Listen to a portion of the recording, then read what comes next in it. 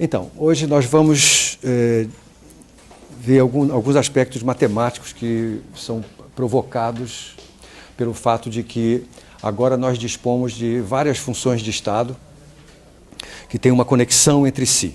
Então, eu vou começar relembrando rapidamente os fatos principais que nós discutimos da última vez.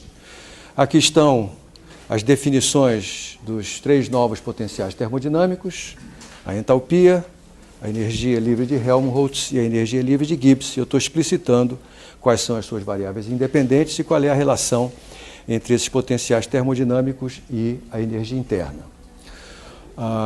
Nós também demonstramos na aula passada resultados importantes a respeito do que acontece com o trabalho realizado em processos nos quais ou a temperatura é constante ou tanto a temperatura quanto a pressão são constantes. Nós demonstramos que no primeiro tipo de processo a variação da energia livre de Helmholtz é sempre menor ou igual ao trabalho. Lembre que trabalho é positivo quando ele é realizado sobre o sistema e trabalho é negativo quando ele é realizado pelo sistema. Não é verdade? Então aqui nós temos uma situação, se por acaso a energia livre de Gibbs aumenta ao longo desse processo, portanto ΔF é positivo, o trabalho necessário para provocar esse aumento da energia livre de Helmholtz é no mínimo igual à variação dessa energia. A igualdade vale em processos quase estáticos e reversíveis. Por outro lado, se a variação da energia livre de Helmholtz é negativa, então ΔF é um número negativo, então o trabalho que eu posso retirar do sistema, sim, porque agora vai ser um número negativo, tem que ser maior ou igual a isto, ou seja, é um número negativo maior do que esse, o que significa que o módulo dele é menor do que esse aqui. Tá certo? Então é importante você ver isso. Quando eu estou realizando um trabalho sobre o sistema de maneira a aumentar a sua energia de Helmholtz, o trabalho que eu preciso realizar para que isso ocorra é no mínimo igual à variação da energia de Helmholtz que eu estou provocando. Ao contrário, se o sistema está realizando o trabalho sobre o meio ambiente, então isso significa que o trabalho que eu consigo retirar dele em módulo é no máximo igual ao módulo da variação da sua energia livre de Helmholtz. O mesmo comentário vale para a energia livre de Gibbs, agora para processos AT e P constantes. Veja que a desigualdade é muito parecida.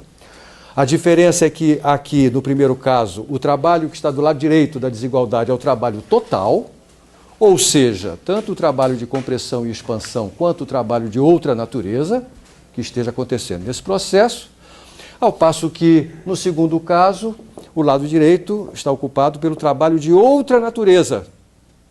Tá certo? Então, o trabalho realizado pela compressão e expansão está, de alguma maneira, envolvido aqui dentro desse ΔG. Então, aqui só aparece o trabalho de outra natureza que a gente consegue extrair do sistema quando a sua energia livre de Gibbs diminui ou que é necessário realizar sobre o sistema se a energia livre de Gibbs do sistema aumenta.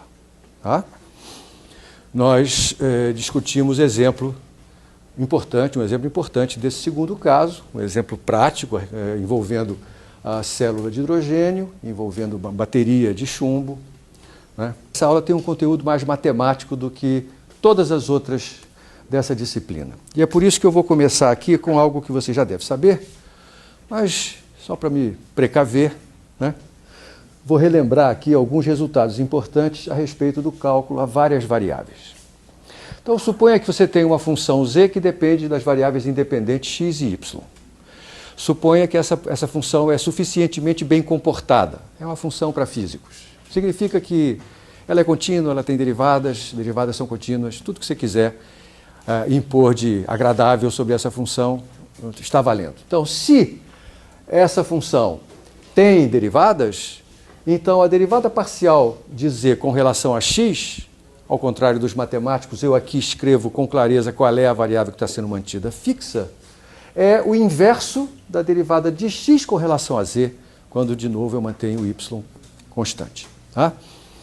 Sim, porque se eu tenho z como função de x e y, e essa função é suficientemente bem comportada, eu posso conceber a função inversa, x como função de z e y, e é ela que está sendo derivada aqui. Então esse primeiro resultado que eu estou lembrando é um resultado simples. O segundo já não é tão simples assim. mas ele é bastante importante para a gente. Então imagine outra vez, z função de x e y, aqui está a diferencial de z. E outra vez eu estou explicitando qual é a variável mantida fixa em cada derivada parcial dessas. E aí eu estou em uma situação na qual a diferencial de z seja zero. Ou seja, um percurso envolvendo as variáveis independentes x e y de modo a manter z constante. Se dz é zero, então eu simplesmente troco dz por zero, repeti, copiei o que está lá em cima, e agora vou, que matemáticos não me ouçam, dividir por dx. Eu vou tomar a derivada disto aqui com relação a x. Então, aqui desaparece esse dx, não é verdade? E aqui aparece dy dx, que é a derivada de y com relação a x, mas numa situação em que dz é zero, ou seja, numa situação em que eu estou mantendo z constante. Por isso eu escrevo dy dx a z constante. Agora eu vou fazer umas manipulações de jogar derivadas para lá e para cá. Jogo essa derivada para o lado esquerdo, ela vai com sinal negativo. E aí, o que mais que eu quero fazer? Eu quero inverter esta derivada aqui. Se eu passo ela para o outro lado, ela aparece no denominador, eu inverto, ela vai para o numerador. Tá certo? Faço a mesma coisa com essa daqui. E o resultado final é que eu tenho esta igualdade. Um produto de 3 derivadas, cujo resultado dá menos 1, qualquer que seja a função z de x e y. Maneiro. Agora, veja que interessante que... será que eu vou ter que lembrar de quais são as derivadas envolvidas? Na verdade, é muito simples, porque se você olhar com atenção o que está escrito aqui, você vai ver que as variáveis x, y e z aparecem sempre na mesma ordem. Olha só. X, y, z. X, y, z. X, y, z. Então, elas estão todas numa ordem cíclica fixa. Não é? E, portanto, é fácil a gente lembrar quais são as 3 derivadas envolvidas nesse produto, o resultado dá menos 1. Tá bom? Muito bem, vamos guardar isso aqui na nossa memória mais recente e vamos hoje tratar de aplicar essas ideias do cálculo diferencial a várias variáveis, às novas funções de estado, aos potenciais termodinâmicos que nós construímos na aula passada. Lembro que, a partir da definição desses potenciais termodinâmicos, é possível escrever o que nós vamos chamar de identidade termodinâmica, uma identidade termodinâmica para cada um desses potenciais. A gente parte da identidade termodinâmica fundamental, que é aquela que exprime a diferencial da energia interna. Isso é TdS menos PDV mais PDV mais μdE. Partindo, então, eu chamei isso aqui de a identidade termodinâmica na representação da energia. Eu vou construir identidades termodinâmicas para as demais representações. E agora, o que vai acontecer? Esses potenciais termodinâmicos que eu defini na aula passada, eles constituem, de fato, equações fundamentais, da mesma forma como a expressão da energia em função de S, V e N e a expressão da entropia como função de U, V e N são equações fundamentais. O que é uma equação fundamental na termodinâmica? Uma equação fundamental é uma função a partir da qual eu posso derivar toda a termodinâmica de um dado sistema físico.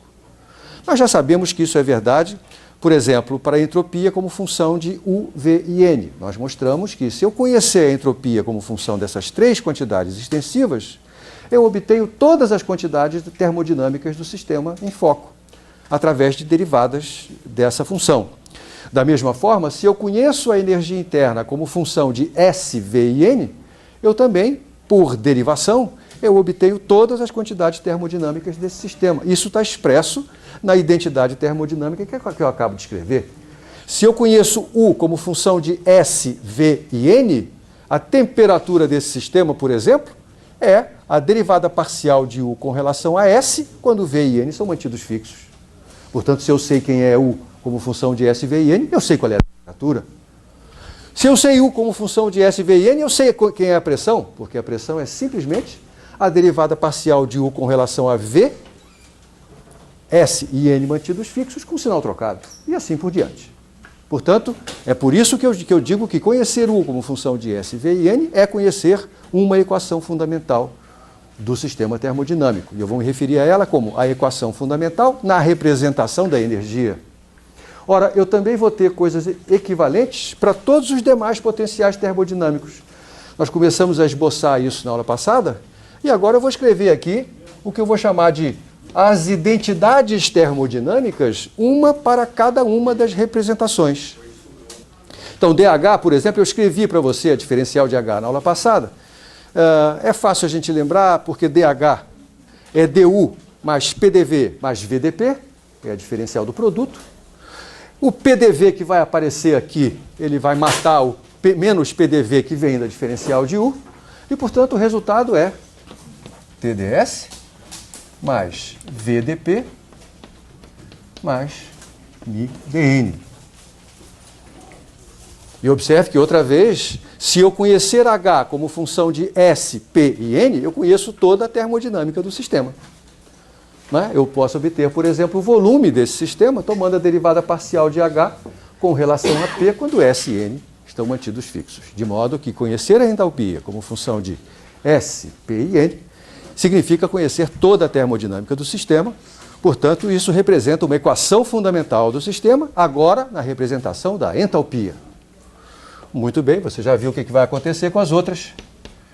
A diferencial da energia de Helmholtz eu obtenho tomando dU menos a diferencial de TS, e essa diferencial é TdS menos TdS menos SdT. Esse menos TdS vai matar o mais TdS que aparece aqui. Nós vamos ficar com menos SdT menos PDV mais μdN. E, por fim, a diferencial da energia de Gibbs, U menos TS mais PV. Agora eu posso simplificar a minha vida e partir direto da diferencial de F, que já contempla U menos TS, e simplesmente somar a diferencial do produto PV. Então, a única coisa que acontece é a diferencial de PV contém um termo mais PDV, que vai matar esse daqui, e contém um termo que é mais VDP. Então, ficamos com menos SDT mais VDP mais μdN. Aqui estão as identidades termodinâmicas em todas as representações produzidas pelos potenciais termodinâmicos que nós acabamos de definir. Tá bom? Outra vez, se eu conheço qualquer desses potenciais termodinâmicos como função de suas variáveis naturais, derivadas parciais desse potencial me produzem todas as quantidades termodinâmicas do sistema em questão. Legal? Muito bem. Ocorre que essas funções de estado, portanto, Caio, a variação de qualquer dessas funções só depende do estado inicial e do estado final, não é verdade? Essas funções são, em geral, funções bem comportadas para os físicos, né? Significa dizer que elas têm, por exemplo, além das derivadas primeiras que estão aparecendo aqui, as derivadas segundas. E a gente sabe que quando eu tenho uma função de várias variáveis cujas derivadas segundas existem, as derivadas segundas cruzadas independem da ordem. Lembrando disso, talvez pudesse ter escrito aqui, né? Que d2z dx dy é a mesma coisa que d2z dy dx. Cruzar as derivadas produz o mesmo resultado. Isto vai implicar em que essas grandezas termodinâmicas que aparecem nas identidades, elas têm uma conexão entre si. E essa conexão, nós vamos estabelecer essas conexões, e essas conexões são conhecidas como as relações de Maxwell. Muito bem. Ainda antes de prosseguir, eu gosto de mostrar aos alunos um quadrinho, um diagrama mnemônico que nos ajuda a lembrar a relação entre todos esses potenciais termodinâmicos, que é conhecido como o quadrado termodinâmico, que é assim, ó.